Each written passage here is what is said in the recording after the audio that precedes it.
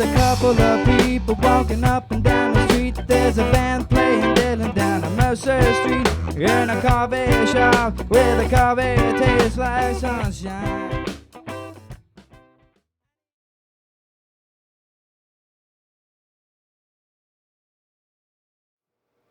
Hi there. In this segment, I want to talk to you about open mic night, about why it's important and how to go about it. So after I did my traveling and I found my way back home, I was searching for others to create with, and the way that I found them was through open mic night. Now, I'm a firm believer in this format for any community because creative people need to discover each other. They need to come together to collaborate, and they need a reason to come together. Now, I'm sitting here in the room upstairs in the Riff Raff Arts Collective, and this is where we have our open mic night. Now, it has been the seed through which our creative community has blossomed. The regularity of the weekly open mic night has provided this fellowship that has just caused our creative community to blossom all around it.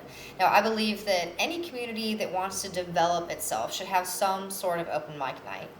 Now, this space is a very family-friendly environment. We've got the music school next door, so kids and their parents can come together. We have cookies and coffee and snacks, no alcohol.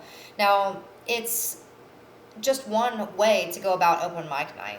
Whatever venue that you have access to is going to determine the format for your open mic. Open mics in bars and bar restaurants are great too. There's a totally different atmosphere. Even a city hall or a church fellowship hall is a great place to have an open mic night. Any space that can host people is appropriate. And you could have an open mic night that just does poetry or storytelling, just a single vocal mic where someone can get up and express themselves, all the way to a full band setup like what we have here.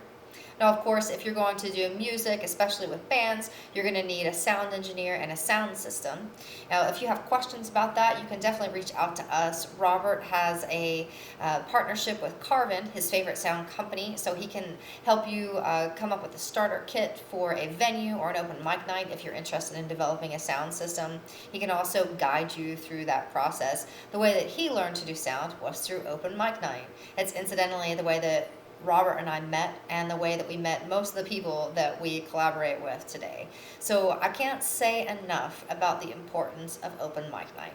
Whether you have a single vocal microphone for poetry in a fellowship hall in a church, or whether you have a fully developed music venue like we're sitting in for bands, whether you are doing singer-songwriter nights in a bar or a restaurant, whatever the format, the idea of bringing people together and giving themselves the chance to express themselves in that open forum is what's important.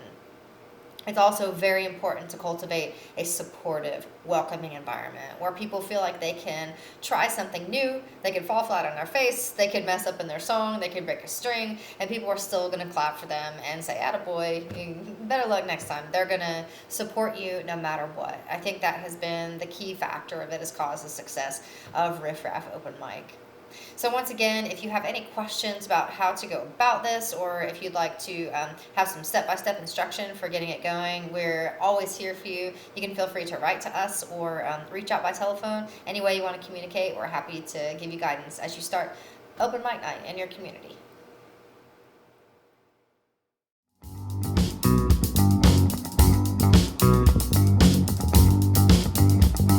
We've got a task at hand. How can we make it better? Well, yes, I know we can. We can make a brighter day.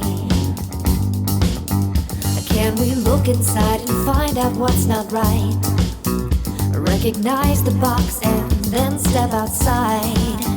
Well, who will stand up, light up, who will rise to the challenge of this most trying